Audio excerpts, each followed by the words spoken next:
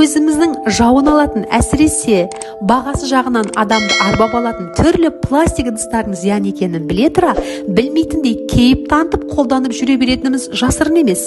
Балалар ойыншықтары, пластик бөтелкелер мен ыдыстар, түрлі тағам консервілерінің ішін қаптауда қолданылатын полимерлі заттарды жасауда бисфенол А-ны кеңінен шикізат ретінде қолданылатынын біреу хабардар болса, біреуінің хабары жоқ.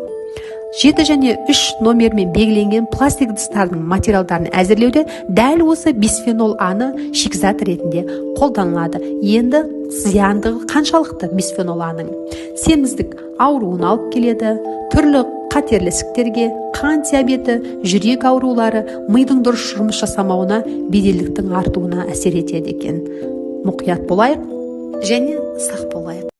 Аудиторияға қойылған сұрақтардың жауабына анализ жасай отырып түсінгенім, құрамына, сапасына мән бермей, пластик ыдыстарды әлі де кеңінен қолданатын жандар бар екен.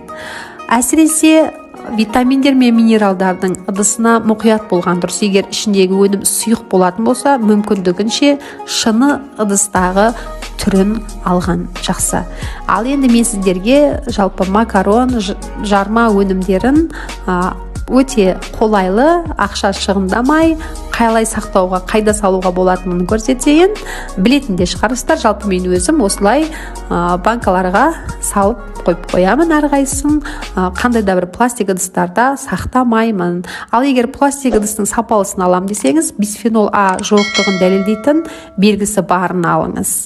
Назарыңызға рахмет.